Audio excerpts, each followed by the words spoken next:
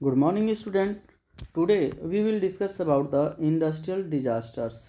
Student, आज हम के क्लास में हम लोग इंडस्ट्रियल डिजास्टर्स के बारे में पढ़ेंगे। अब सबसे पहले आपको ये जानना चाहिए कि इंडस्ट्रियल मतलब औद्योगिक होता है। इसका मीनिंग क्या हुआ है स्टूडेंट? इंडस्ट्रियल का औद्योगिक मतलब कल कारखाना, उद्योग ऐसा होता है।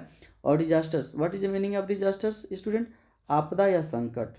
आपदा या संकट इसका मीनिंग होता है किसका? डिजास्टर्स का। मतलब आपने सुना होगा भोपाल गैस त्रासदी के बारे में, भोपाल एक्सीडेंट के बारे में सुना होगा, आपने चेरनोबिल एक्सीडेंट के बारे में सुना होगा, या आपने ऐसा कभी सुना होगा कि ये कंपनी था और इस कंपनी में क्या हुआ, एक्सीडेंट हो गया, इसमें हज़ारों लोग क्या हो गए, मारे गए। तो इसको बोलते हैं डिजास्टर्स। क्या बोलते हैं स्टूडेंट? डिजास्टर्स। जब इंडस्ट्रीज में कोई एक्सीडेंट हुआ तो उसको हम बोलेंगे इंडस्ट्रियल डिजास्टर्स। जब किसी स्कूल में होगा तो हम बोलेंगे वो स्कूल डिजास्टर्स है। जब आपके घर में होगा तो हम इसको बोलेंगे कि ये होम डिजास्टर्स है। तो यहाँ पे हमें डिस्कशन जो करना है इंडस्ट्रियल डिजास्टर्स के बारे में पढ़ना है कि इंडस्ट्रीज में कौन कौन से डिजास्टर्स होते हैं, कौन कौन आज तक हुए हैं और इसको कैसे हम कंट्रोल कर सकते हैं, और ये डिजास्टर जो हैं, ये आपदा या संकट क्यों कैसे आते हैं, किन कारणों से आते हैं, इन सब के बारे में हम यहाँ पे अच्छे से डिस्कशन करेंगे। चलिए, इसके पहले स्टूडेंट हमने इसका 2 पार्ट्स आपको बना करके अपलोड कर दिया है वीडियो। आप उस वीडियो को अच्छे से देखिएगा। और वीडियो अगर आपके लिए हेल्पफुल है, ये वीडियो या इसके पहले वाले भी वीडियो, तो वीडियो को आप प्लीज़ वीडियो को आप सब्सक्राइब कर लीजिएगा, चैनल को सब्सक्राइब कर लीजिएगा, वीडियो को लाइक करिएगा और शेयर कीजिएगा। Despite all the checking imposed by the government, there are instance where in the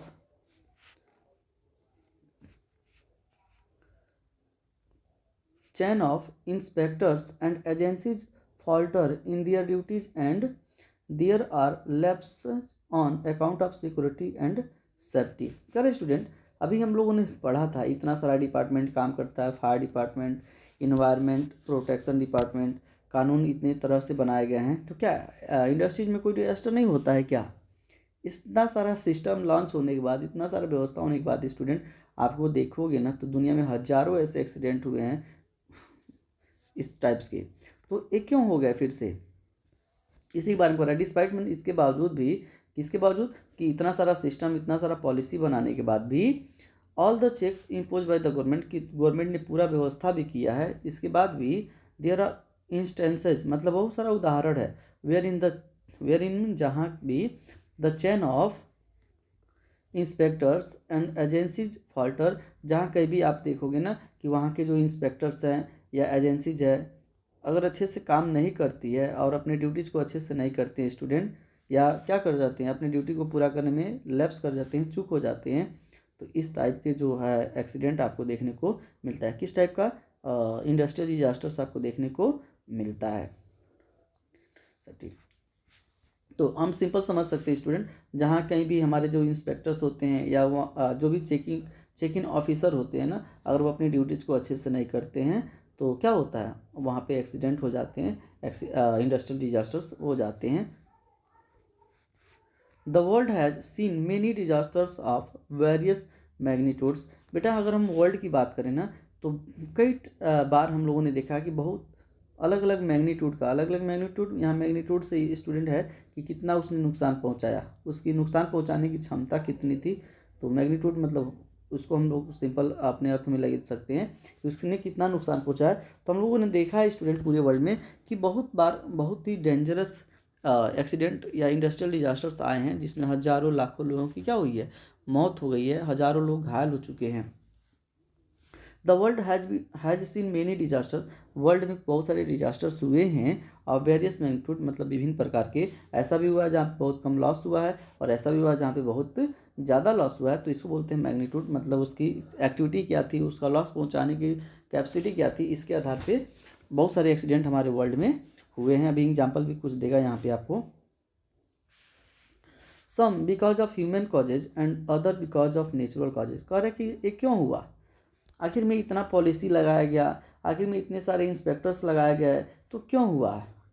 तो अभी हम लोगों ने ऊपर एक थोड़ा सा ही पढ़ा था कि कहीं ना कहीं ये हमारे जो इंस्पेक्टर्स होते हैं जो जाकर जांच करते हैं, वो अपने ड्यूटीज़ में कोताही करते हैं, अच्छे से ड्यूटी नहीं निभाते हैं, तो उनको क्या होता है, इस तरह के एक्सीडेंट होते हैं। इसके साथ साथ स्टूडेंट जो नेचुरल इंडस्ट्रियल डिजास्टर जो होता है ना, वह ह्यूमन काज के द्वारा और नेचुरल काज के द्वारा दोनों टाइप से हैपन हो सकता है इंडस्ट्रीज में।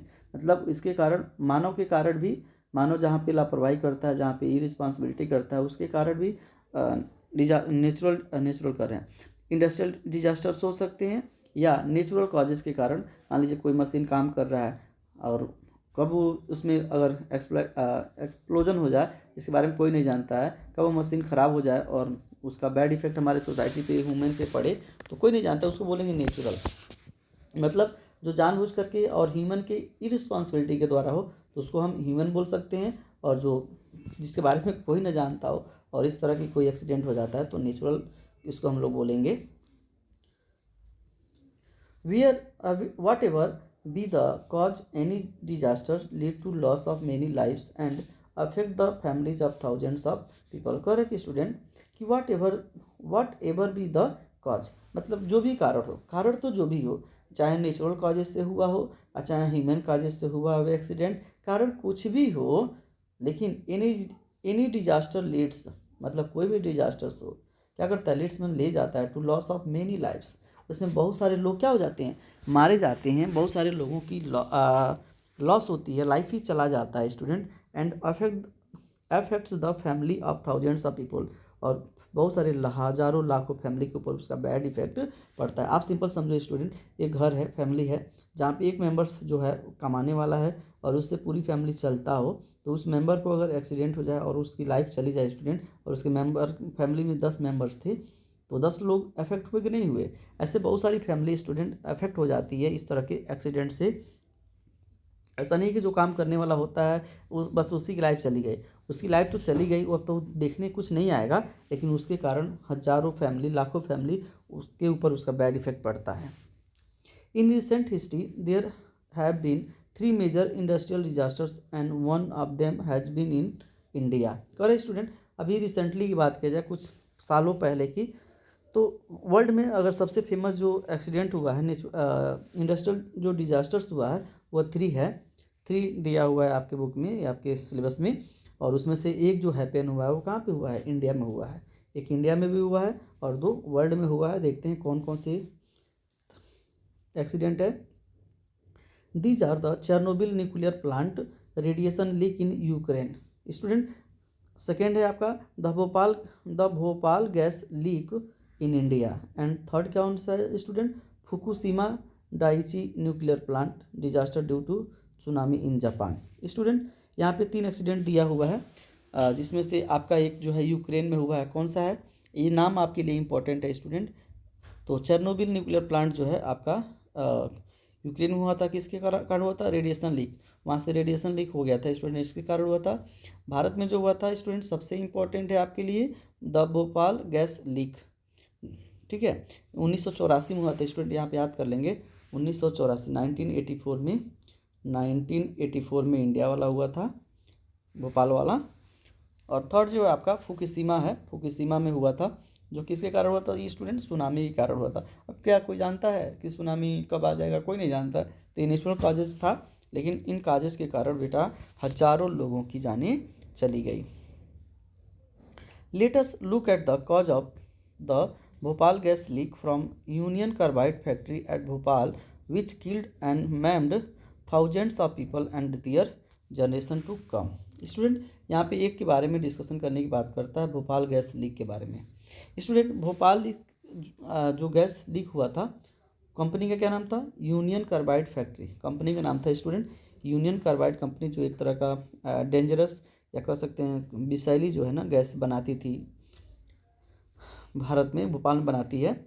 और इसके कारण स्टूडेंट, इस एक्सीडेंट के कारण जो है भारत के हजारों लोग, लाखों लोग क्या हुए, मारे गए। और इसका जो है ना बहुत ही आने वाले नेक्स्ट जनरेशन पे भी इसका बहुत ही ज़्यादा बैड इफेक्ट पड़ा। अभी हम लोग सुनते हैं कि भोपाल का जो एक्सीडेंट हुआ था ना, उसका प्रभाव आज के जनरेशन पे भी क्या होता है, देखने को मिलता है। सोच लीजिए 1984 में हुआ था, और उसका जो बैड इफेक्ट है ना स्टूडेंट, आज भी आपको उसके आसपास के एरिया में देखने को मिलता है।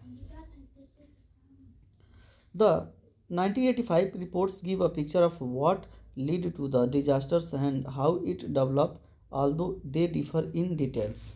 स्टूडेंट कह रहा है कि एक एक्सीडेंट 1984 में जब हो गया, तो इसको बाद में क्यों हुआ, कैसे हुआ, ये किस कारण से हुआ, ह्यूमन कारण से हुआ कि नेचुरल कॉजेज से हुआ, इन सारी चीज़ों पे बहुत ही जांच पड़ताल हुआ और बाद में चल करके एक न्यूज़ रिपोर्ट्स में देखने को मिलता है आपको 1985 में। कह रहा कि the 1985 reports give a picture, मतलब उस एक्सीडेंट के बारे में एक पिक्चर्स, एक आइडिया देने का प्रयास करता है of what led to the disaster, मतलब डिजास्टर्स का क्या कारण था, डिजास्टर्स क्यों हुआ, इसके बारे में थोड़ा सा वो आपको नॉलेज देता है। एंड हाउ इट डेवलप, ये कैसे डेवलप हुआ, ये कैसे हुआ वहाँ पे और होने के बाद उसको कंट्रोल नहीं किया जा सका, क्यों, ये सारी चीज़ों के बारे में आपको नॉलेज देता है। ऑल दो दे डिफर इन डिटेल्स, कैसे वो एक एक्सीडेंट दूसरे एक्सीडेंट से डिफर था। मैं अभी आपको मैंने 3 एग्जांपल्स दिया है, चेरनोबिल का दिया है, फुकुशिमा का दिया हुआ, तो कैसे एक दूसरे से भिन्न है, इन सभी चीज़ों के बारे में हम लोग डिटेल से पढ़ेंगे, दिया हुआ है। सबसे पहले हम डिस्कशन करेंगे student, factors leading to the gas leak include, कौन कौन से फैक्टर्स जो थे जिसके कारण जो है गैस क्या हुआ, लीक हुआ। गैस, ये आप जानते हैं कि इस कंपनी में जो है गैस लीक हुआ और गैस लीक के कारण जो है लाखों लोग, हज़ारों लोग मारे गए। The use of hazards chemicals like methyl isocyanate, सबसे पहले तो आपके लिए ये इंपॉर्टेंट हो गया स्टूडेंट, आपसे पूछा जाएगा कि कौन सा गैस लीक हुआ था भोपाल गैस त्रासदी में, तो आप याद कर लीजिएगा मिथाइल आइसोसाइनेट या मेथिल आइसोसाइनाइट हुआ है, उसको शॉर्ट में MIC बोलते हैं। क्या बोलते हैं स्टूडेंट, MIC, मिथाइल आइसोसाइनाइट। एक जहरीली गैस है, आप जानते हैं साइनाइड जो होती हैं गैसी जहरीली गैसें होती हैं। Second, storing these chemicals in large tanks in stead of over 200 steel drums, इसको स्टूडेंट क्या किया गया, मतलब एक बहुत बड़े टैंक्स में स्टोर किया गया था, मतलब कह सकते हैं कि इसको बहुत बड़े स्टोर टैंक में स्टोर किया गया था, जबकि इसको ऐसे नहीं रखना था, इसको ऐसे नहीं रखना चाहिए था, इसको क्या करना चाहिए, छोटे छोटे ड्रम्स में इसको क्या करना चाहिए, रखना चाहिए था, स्टील ड्रम्स में, लेकिन ये बहुत बड़े टैंक्स में इसको रखा गया था। सिंपल कर सकते हैं स्टूडेंट कि ये जो केमिकल्स था उसको इतने बड़े टैंक्स में नहीं रखना चाहिए था, उसको छोटे छोटे ड्रम्स में क्या करना चाहिए था, बंद कर करके रखना चाहिए था, कि जिससे अगर कोई प्रॉब्लम होती तो अगर हम उसको क्या कर सकते थे, सही कर सकते थे। लेकिन इतना बड़ा टैंक में था कि हमें उसको कंट्रोल नहीं कर पाए और इसका बहुत ही ज़्यादा लॉस हमारे लाइफ में देखने को मिला। Possible corroding material in pipelines which lead to leakage, ये माना जाता है स्टूडेंट कि मान लीजिए पाइप होता है, मान लीजिए कोई पाइप है, तो पाइप में मान लीजिए यहाँ से कोई मटेरियल जा रहा है, तो ये मटेरियल क्या करेगा, उसको कोरोड करेगा, कोरोड मतलब बार बार इसको खरोच करेगा। स्वाभाविक है, आपने देखा भी होगा कि कोई पाइप होता है, मान लीजिए नल वाला ही पाइप, आप जब उसको बोरिंग करते हैं तो नया होता है, लेकिन जब उसको निकालते हैं तो देखेंगे कि कहीं कहीं वो क्या हो चुका है, टूट हो चुका है कोरोडिंग के कारण, मतलब उसमें छेद हो जाते हैं, उसमें होल हो जाते हैं, वो लीक हो जाता है। तो ऐसा इसका कारण माना जाता है कि जो पाइप था ना, जो पाइपलाइंस जो थी उसमें क्या हो गया था, उसमें लीक बन गया था, उसमें कहीं से लीकेज हो गया था, किसके कारण, कोरोडिंग कारण, खुरचने के कारण। मटेरियल जाएगा तो स्वाभाविक है कि इसमें रगड़न होगा या थोड़ा सा डिस्ट्रॉय होगा तो इसमें लीकेज हो जाएगा। इसको माना जाता है मेन कारण कि वो पाइप लाइन जो थी लीकेज हो गई थी। Poor maintenance after the plant ceased production in the early 90 कह रहा कि स्टूडेंट जो वहाँ पे मेंटेनेंस था ना बहुत ही पुअर था, बहुत ही मेंटेनेंस जो था पुअर था, क्योंकि 1980s में इस प्लांट को क्या किया गया था, एक बार बंद भी किया गया था, सीज भी किया गया था। 1980 में इस प्लांट को एक बार सीज कर दिया गया था और जब इसको फिर कंटिन्यू किया गया तो इसके ऊपर किसी भी तरह का कोई मेंटेनेंस वर्क नहीं किया गया बहुत अच्छे तरीके से, जिससे देखा जाता है ना कि वहाँ का मेंटेनेंस वर्क बहुत ही ख़राब था, बहुत ही अच्छा नहीं था, वहाँ पे किसी भी तरह की कोई सुविधा नहीं थी।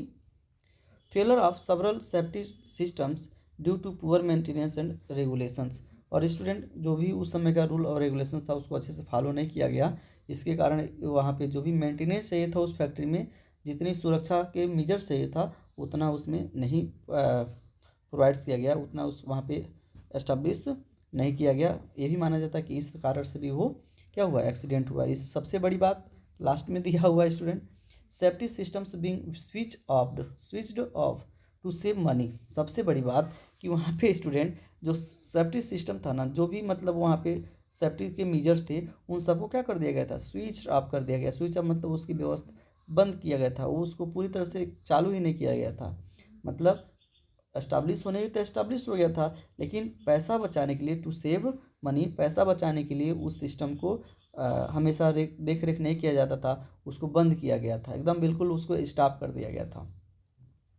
Including the MIC tank refrigeration system which alone would have prevented the disasters. कह रहे स्टूडेंट, वहाँ MIC टैंक रेफ्रिजरेशन जो था, मतलब अगर बाई चांस कोई गैस लीक करता है या बाई चांस गैस बाहर निकलता है और उसका बैड इफेक्ट पड़ेगा, तो वहाँ पे एक MIC टैंक रेफ्रिजरेशन था, मतलब उससे हम क्या कर सकते थे, उस गैस के इफेक्ट को कम कर सकते थे, उस गैस के प्रभाव को रोक सकते थे।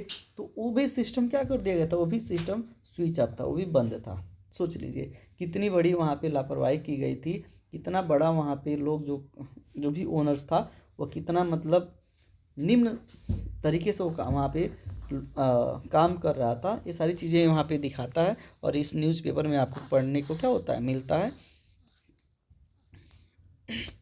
इसके साथ साथ student, the problem was aggregated by the location of the plant near a densely populated area, non existent plans to safeguard against any major disasters and shortcomings in healthcare and socio-economic rehabilitations।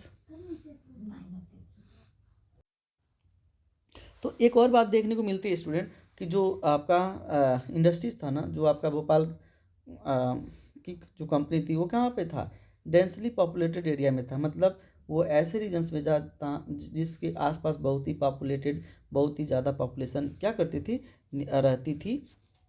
इसके साथ साथ student उस पे उस company में किसी भी तरह का कोई भी सेफ गार्ड या किसी भी सुरक्षा से रिलेटेड कोई भी व्यवस्था वहाँ पे नहीं थी, जिसके कारण जो है ना वहाँ के हेल्थ केयर पे या वहाँ पे लोगों को रिहेबिलिटेशन करवाया जा सके, एक स्थान से दूसरे स्थान पे लोगों को भेजा जा सके, इस तरह की कोई भी व्यवस्था वहाँ पे देखने को आपको नहीं मिलती है, जिसके कारण जो है इसका बैड इफेक्ट हमारे सोसाइटी पे और यहाँ के पीपल पे बहुत ही ज़्यादा पड़ा student. This caused serious toxicity problems in the ground water as well. इसके साथ साथ स्टूडेंट एक प्रॉब्लम और बढ़ गया कि जब गैसेज लीकेज हो गया तो कहीं ना कहीं बेटा केमिकल्स गैसेज थी, रासायनिक खाद केमिकल्स था, तो धीरे धीरे रीस करके हमारे अंडरग्राउंड वाटर में भी चला गया और अंडरग्राउंड वाटर भी क्या हो चुका था, पॉल्यूटेड हो गया, और उसको जिन लोगों ने भी यूज किया उसको बहुत ही ज़्यादा लॉस हुआ, बहुत ही ज़्यादा उनको प्रॉब्लम्स होना शुरू हो गया। तो पूरी तरह से कह सकते हैं स्टूडेंट कि डेंसली पॉपुलेटेड एरिया था, लोगों को किसी भी तरह का वहाँ पे सेव करने के लिए कोई प्रोविजंस नहीं था। Such huge losses of life could have been possibly avoided had the various checks required to be carried out periodically by the inspectors of the various agencies taken their job seriously. Student इतने बड़े जो accident हो रहे हैं उसको हम कैसे रोक सकते हैं, तो इसके बारे में दिया हुआ है। तो ये सब तभी हो सकता है, इसको कंट्रोल कर सकते हैं स्टूडेंट जब क्या हो, जब जो भी जिस भी एजेंसीज को जो रिस्पॉन्सिबिलिटी दी गई है वो एजेंसी अपनी रिस्पॉन्सिबिलिटी क्या करे, अच्छे से करे, और वहाँ पे जो भी सेफ्टी मेजर्स हो वहाँ सेफ्टी मेजर्स को भी क्या किया जाए, वहाँ पे लॉन्च किया जाए और बहुत ही एक्टिव तरीके से हो करके वहाँ पे जो भी वर्क हो उसको किया जाए, तब हम जा करके इस तरह के एक्सीडेंट को क्या कर पाएंगे, रोक पाएंगे स्टूडेंट, अन्यथा इस तरह के एक्सीडेंट होते रहेंगे। यहाँ पे देखिए आपको पिक्चर्स दिखाने की कोशिश किया गया है।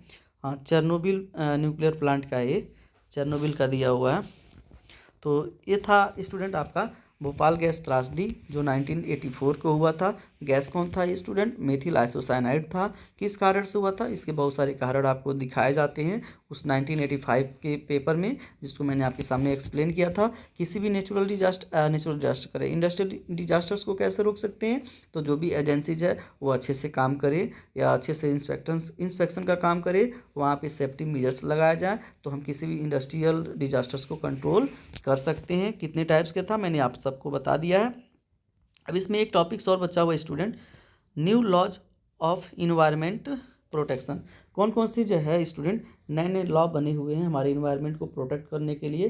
कुछ तो पुराने बने ही हुए हैं, लेकिन वर्तमान टाइमिंग में कुछ नए नए कानून भी बने हुए हैं जो हमारे इन्वायरमेंट को क्या करते हैं, सेव करते हैं। देखते हैं कौन सा कानून है स्टूडेंट।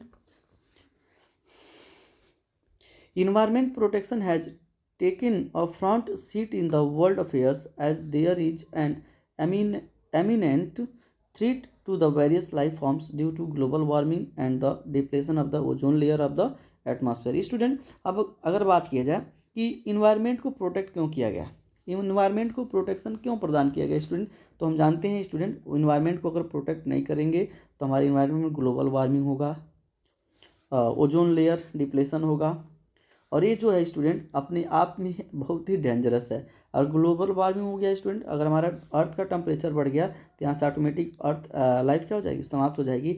अगर ओजोन लेयर स्टूडेंट जो हमारे अर्थ को सेव करता है, आपका स्ट्रेटोस्फीयर में है, और जो वहाँ से हमारे सन से अल्ट्रावायलेट रेज आते हैं, अगर ओजोन लेयर भी समाप्त हुआ तो ऑटोमेटिक हमारी लाइफ क्या हो जाएगी, समाप्त हो जाएगी। इसीलिए स्टूडेंट इन दोनों प्रॉब्लम से सेव होने के लिए हमारी गवर्नमेंट या हमारी जो वर्ल्ड लेवल पे जो भी ऑर्गेनाइजेशन है, उन्होंने इन्वायरमेंट के मैटर्स को लेकर के, इन्वायरमेंट से रिलेटेड पॉलिसी को लेकर के बहुत ही ज़्यादा एक्टिव हुए, जिससे किसी भी तरह का लाइफ पे उसका बैड इफेक्ट ना पड़े, चाहे वो ग्लोबल वार्मिंग हो या ओजोन लेयर डिप्लेशन का हो।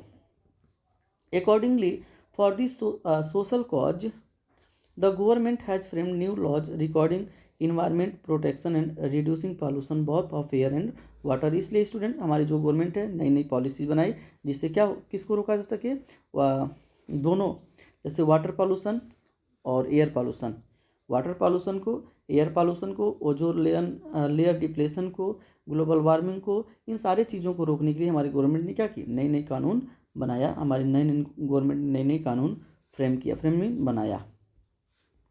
The various steps taken by the government to reduce or control pollution are enumerated below। करें स्टूडेंट, हमारी गवर्नमेंट ने कौन कौन सा स्टेप्स लिया, कौन कौन से मेजर्स अपनाए पॉल्यूशन को कंट्रोल करने के लिए, इसको नीचे क्या किया गया, इन्यूमरेटेड किया गया। इन्यूमरेटेड मीन वर्णन किया गया, इसको लिस्टेड किया गया। स्टूडेंट कौन कौन सा स्टेप्स है,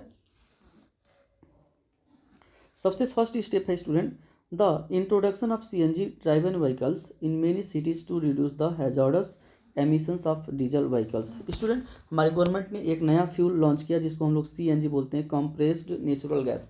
सीएनजी का फुल फॉर्म क्या होता है student, compressed natural gas, compressed natural gas, ठीक है। तो हमारी गवर्नमेंट ने इसको लॉन्च किया। इसके द्वारा क्या होता है स्टूडेंट, जो है ना हमारा एयर पॉल्यूशन नहीं होता है, इसके द्वारा हमारा एयर पॉल्यूशन नहीं होता है, जो कि डीजल व्हीकल से बहुत ही ज़्यादा होता है। जबकि डीजल व्हीकल से देख लिया जाए, डीजल जलता है स्टूडेंट, तो उससे धुआं रिड्यूस होता है, और धुआं के कारण जो हमारा इन्वायरमेंट जो होता है ना, हमारे इन्वायरमेंट पे उसका बैड इफेक्ट पड़ता है। तो हमारी गवर्नमेंट ने एक नया स्टेप उठाते हुए उसने क्या कर दिया कि डीजल इंजन के जगह पे या डीजल व्हीकल्स के जगह पे उसने सीएनजी व्हीकल्स को क्या कर दिया, लॉन्च कर दिया। और यहाँ पे आप देख सकते हैं बहुत सारा हम सिटीज़ में, जितने भी बड़े बड़े सिटीज़ और कस्याँ और अपने छोटे छोटे लोकल एरिया में भी स्टूडेंट सीएनजी इंट्रोड्यूस हो गया है। और इसके द्वारा हम क्या कर सकते हैं, अभी इसके बाद भी है, आप देखते होंगे ई रिक्शा। तो हमारी गवर्नमेंट ने नए नए स्टेप्स उठाया है जिससे हमारा इन्वायरमेंट क्या हो, पॉल्यूटेड होने से बचाया जा सके। Making it mandatory for all new vehicles to avoid by pollution under control certification and quarterly checks thereafter. और स्टूडेंट हमारी गवर्नमेंट ने जो पॉल्यूशन एक्ट बनाया है उसके द्वारा ये मैंडेटरी कर दिया, मैंडेटरी मीन अनिवार्य कर दिया कि जो भी नए व्हीकल्स लिए जा रहे हैं, जो भी नए व्हीकल्स निकाले जा रहे हैं या बनाए जा रहे हैं, तो ठीक है, तो उसको क्या किया जाए, पॉल्यूशन अंडर कंट्रोल जो एक्ट है उसका सर्टिफिकेशन उसको मिला है कि नहीं मिला है, और उसको टाइम क्या किया जाए, चेक भी किया जाए, उसको क्वार्टरली चेक भी किया जाए। मतलब कह सकते हैं कि जो भी न्यू व्हीकल्स आ रहे हैं तो वह पूरी तरह से जो व्हीकल्स हो पूरी तरह से वो कानून को फॉलो करते हुए आए। जैसे आपने सुना होगा कि VS3 बाइक था, तो उसको बैन करके BS4 लॉन्च किया गया। अब BS4 को भी बंद करके अब BS6 इस समय प्रेजेंट टाइम में हो गया। तो इस तरह से नए नए जो टेक्नोलॉजी है उसको भी गवर्नमेंट क्या कर रही है, लॉन्च कर रही है, और एक प्रयास भी कर रही है कि लोग इस टेक्नोलॉजी को क्या करें, फॉलो करें। Enforcing industrial waste treatment before it is disposed into the environment both in terms of gaseous waste and liquefied effluents। Student हमारी गवर्नमेंट का एक और टारगेट है कि जो भी इंडस्ट्रियल वेस्ट हो रहा है, जो भी इंडस्ट्रियल वेस्ट है, इंडस्ट्रियल वेस्ट मतलब जो भी इंडस्ट्री से कूड़ा कचरा जो भी गंदगी निकल रही है, तो उसको पहले क्या किया जाए, उसका पहले ट्रीटमेंट किया जाए। मान लीजिए अगर ये इंडस्ट्रीज है, ये रिवर है, तो अगर इसको क्या करेंगे, यहाँ से जो भी वेस्ट निकल रहा है डायरेक्ट अगर इस रिवर में डिस्पोज कर देंगे स्टूडेंट, तो हमारा ये रिवर का वाटर क्या हो जाएगा, पॉल्यूटेड हो जाएगा। तो हमारा ये टारगेट होना चाहिए कि जो भी वेस्टेज निकल रहा है ना उसके साथ पहले ट्रीटमेंट किया जाए। ट्रीटमेंट मतलब उसमें कुछ सुधार किया जाए, उसमें कुछ केमिकल्स डाल करके उसको प्योर करने की कोशिश किया जाए, और जब वो कम नुकसानदायक हो या मतलब उसका ट्रीटमेंट हो जाए, तब उस पानी वेस्ट को क्या करना चाहिए, रिवर्स में या कहीं भी उसको क्या करें, हम डिस्पोजल करें। इससे क्या होगा कि पॉल्यूशन कम से कम होगा, और पॉल्यूशन चाहे वो गैसेस पॉल्यूशन हो चाहे लिक्विफाइड पॉल्यूशन हो, तो उसको हम क्या कर सकते हैं, रोक सकते हैं अगर ट्रीटमेंट करके उसको किसी भी वेस्ट रिवर्स या किसी भी लैंड पे उसको अगर रख रहे हैं, तो इससे कम से कम लॉस होगा और हमारा इन्वायरमेंट जो होगा पॉल्यूटेड होने से क्या होगा, बचेगा। तो स्टूडेंट यहाँ पे जो चैप्टर है ये कंप्लीट होता है। आपसे एक बार फिर रिक्वेस्ट है कि अगर वीडियो आपको अच्छा लगता है और हेल्पफुल है आपके लिए, तो वीडियो को लाइक कर देंगे, शेयर कर देंगे। और आपको इसमें बहुत सारे एक्ट जो है स्टूडेंट आपके लिए बहुत ही प्रॉफिटेबल है। और जो एक्सीडेंट मैंने आपको बताया है, भोपाल गैस त्रासदी, चेरनोबिल यूक्रेन में, भोपाल गैस त्रासदी भोपाल इंडिया में, और आपका फुकुशिमा जो जापान में, इसको भी आप लर्न करेंगे, आपके लिए इम्पॉर्टेंट है। चलिए स्टूडेंट, वीडियो देखने के लिए आपको धन्यवाद।